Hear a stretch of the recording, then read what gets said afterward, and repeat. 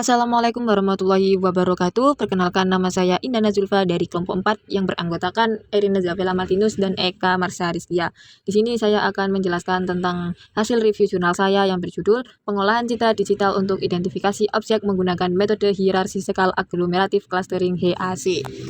Langsung saja kita masuk ke pembahasannya, yaitu di sini ada daftar isi di mana mencakup pendahuluan, rumusan masalah, metode penelitian, arsitektur dan tahapan sistem, implementasi dan pengujian, hasil dan pembahasan, kesimpulan, serta saran pengembangan. Kita masuk ke bahasan yang pertama, yaitu di sini ada pendahuluan. Nah, bagaimana sih pendahuluannya itu? Pengolahan citra digital kini menjadi salah satu bidang penting dalam pengembangan sistem computer vision. Melalui proses ini, komputer dapat mengenali dan memahami objek berdasarkan fitur visual seperti warna, bentuk, dan tekstur. Metode Hierarchical Agglomerative Clustering atau HAC digunakan untuk mengelompokkan pixel berdasarkan tingkat kemiripan warna. HAC bekerja dengan cara bottom up, di mana setiap pixel dianggap sebagai satu kelompok lalu digabung secara bertahap hingga membentuk struktur hierarki. Yang kedua yaitu metode ini efektif untuk objek dengan perbedaan warna, kontras, tetapi masih memiliki kesulitan pada citra dengan warna mirip.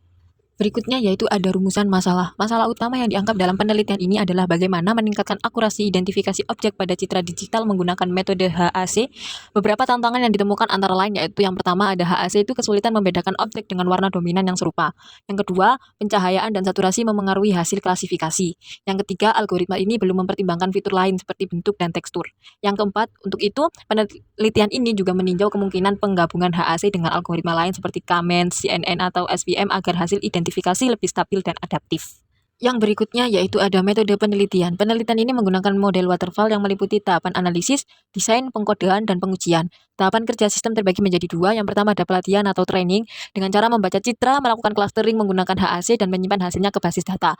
Yang kedua dengan cara identifikasi yaitu membaca citra baru, mengelompokkan pixel berdasarkan kesamaan warna, lalu mencocokkan hasilnya dengan data pelatihan.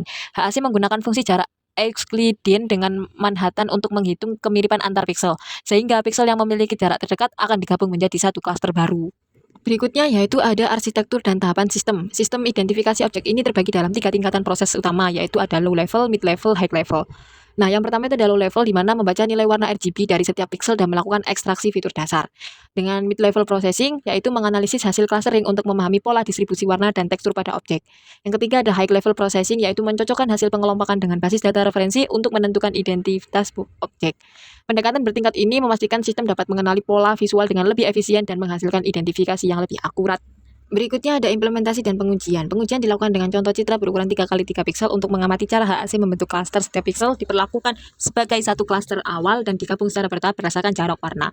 Nah, hasil akhir menunjukkan 3 kelompok warna utama yang merepresentasikan area berbeda dalam gambar. Pada uji coba objek nyata seperti sepeda, sistem mampu mengenali bentuk dengan cukup akurat.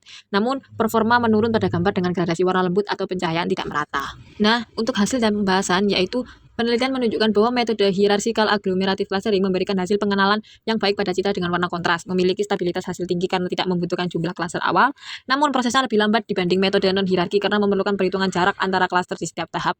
Nah, untuk visualisasi hasil pengelompokan membantu pengguna memahami seberapa akurat sistem dalam mengenali objek berdasarkan warna dominan. Nah, di sini ada kesimpulan yaitu di sini typo, yaitu dari hasil penelitian dapat disimpulkan bahwa HAC efektif dalam mengelompokkan pixel berdasarkan kesamaan warna dan menghasilkan pengenalan objek yang cukup akurat. Kinerja metode ini stabil pada objek dengan warna kontras tinggi, namun menurun pada citra dengan warna dominan serupa. Untuk meningkatkan akuransi, disarankan menggabungkan HAC dengan metode lain seperti CNN atau SVM yang mampu membaca pola bentuk dan tekstur secara lebih kompleks. Nah, untuk penjelasan berikutnya yaitu akan dijelaskan oleh Eka Marsha Rizkia. Mungkin itu yang bisa saya presentasikan. Lanjut ke rekan saya yaitu Eka Marsha Rizkia. Assalamualaikum warahmatullahi wabarakatuh. Perkenalkan, nama saya Eka Marsha Rizkia dengan NIM 231211008. Saya di sini akan mempresentasikan hasil review jurnal saya dengan judul Pengembangan Sistem Pemetaan Kondisi Lalu Lintas Melalui Pengolahan Citra Digital. Di sini ada beberapa daftar isi. Yang pertama pendahuluan, yang kedua rumusan masalah, yang ketiga metode penelitian, yang keempat hasil dan pembahasan, yang kelima saran pengembangan, dan yang terakhir kesimpulan. Untuk yang pertama, saya akan menjelaskan tentang pendahuluan, yaitu kepadatan penduduk di Jakarta yang tinggi menyebabkan mobilitas masyarakat meningkat sementara fasilitas transportasi umum masih belum memadai. Akibatnya, penggunaan kendaraan pribadi meningkat dan menimbulkan kemacetan. Untuk mengatasi hal ini, diperlukan teknologi yang mampu menampilkan kondisi lalu lintas secara real-time. Penelitian ini mengembangkan sistem pemetaan kondisi lalu lintas berbasis web menggunakan citra CCTV yang diproses dengan metode city block distance dan moment Zernike, lalu ditampilkan melalui Google Map.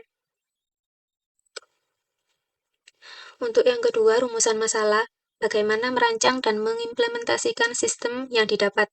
Yang pertama, mengambil dan mengolah citra dari CCTV secara otomatis. Yang kedua, mengidentifikasi tingkat kemacetan. Yang ketiga, menampilkan hasil pengolahan dalam bentuk peta digital berbasis web yang mudah diakses masyarakat. Untuk metode penelitian menggunakan metode eksperimen yang meliputi pengambilan sampel berupa citra digital CCTV dari website lewatmana.com pada 8 lokasi di Jakarta Barat dan Selatan. Pengumpulan data melalui studi pustaka dan observasi langsung. Pengolahan citra digital menggunakan metode perhitungan jarak city block dan ekstraksi fitur moment Zernike. Pemrograman sistem dengan bahasa PHP dan penyimpanan data di MySQL. Untuk hasil dan pembahasan, sistem mampu menampilkan kondisi lalu lintas melalui peta digital interaktif dengan warna indikator. Warna hijau, lalu lintas lancar, warna kuning, lalu lintas padat, dan warna merah, lalu lintas macet. Informasi ditampilkan pada peta dan sidebar yang memperlihatkan detail lokasi secara langsung.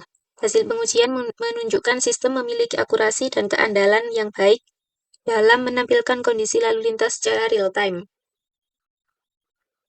Dan untuk saran pengembangannya, yang pertama menambahkan fitur prediksi kemacetan menggunakan machine learning. Yang kedua, memperluas area pengamatan hingga seluruh wilayah Jakarta. Yang ketiga, mengintegrasikan dengan data cuaca dan transportasi publik untuk informasi yang lebih komprehensif. Yang keempat, meningkatkan antarmuka pengguna agar lebih interaktif dan mudah diakses melalui perangkat mobile.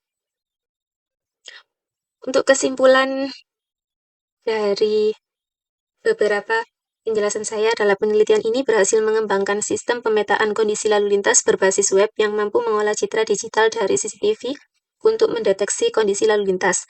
Dengan metode city block distance dan moment Zernike, sistem dapat membedakan kondisi lalu lintas secara akurat dan menampilkannya dalam bentuk peta digital interaktif. Hasil uji kualitas menunjukkan sistem ini berfungsi dengan baik dan layak digunakan sebagai sarana informasi kondisi lalu lintas secara real-time di Jakarta. Sekian presentasi dari saya.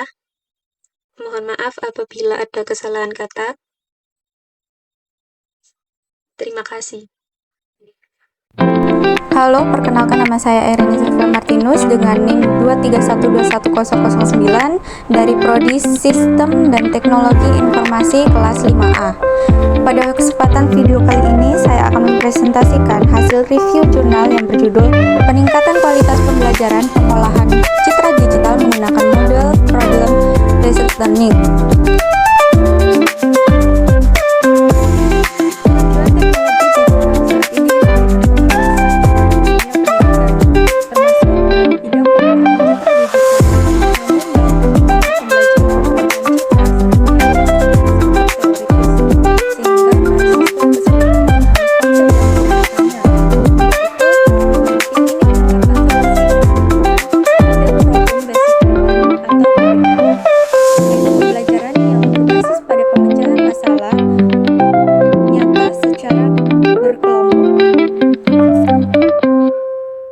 Masalah utama yang dibahas dalam jurnal ini adalah bagaimana penerapan model PBL dapat meningkatkan mutu pembelajaran pengolahan citra digital.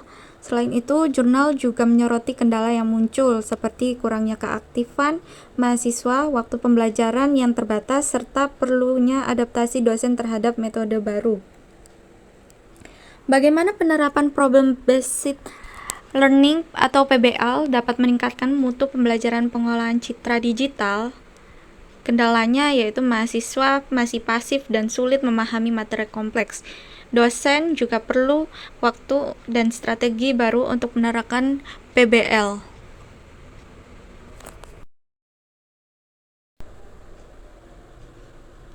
Dalam penelitian ini, proses pembelajaran pengolahan citra dibagi menjadi 3 level. Pertama, low level, yaitu proses dasar seperti konversi warna dan peningkatan kualitas gambar.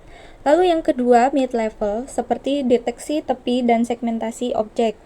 Dan yang ketiga yaitu high level, yaitu penerapan kecerdasan buatan seperti pengenalan wajah dan deteksi objek. Setiap tahap dikemas dalam bentuk masalah yang harus dipecahkan mahasiswa dengan mendeteksi PBL. Hasil penelitian menunjukkan bahwa penerapan PBL memberikan dampak positif yang signifikan. Mahasiswa menjadi lebih aktif berdiskusi, memahami teori dengan lebih baik, serta mampu menerapkan konsep pengolahan citra secara mandiri menggunakan perangkat lunak seperti MATLAB dan OpenCV. Selain itu, motivasi belajar mahasiswa juga meningkatkan karena mereka merasa pembelajaran lebih relevan dengan dunia industri.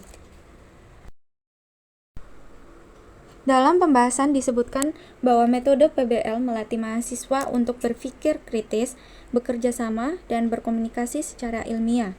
Meskipun begitu, penerapan PBL juga memerlukan perencanaan yang lebih matang dan dukungan dosen agar dapat menilai proses belajar dengan tepat. PBL efektif karena menuntut berpikir kritis dan kerjasama tim. Pembelajaran menjadi lebih interaktif dan bermakna.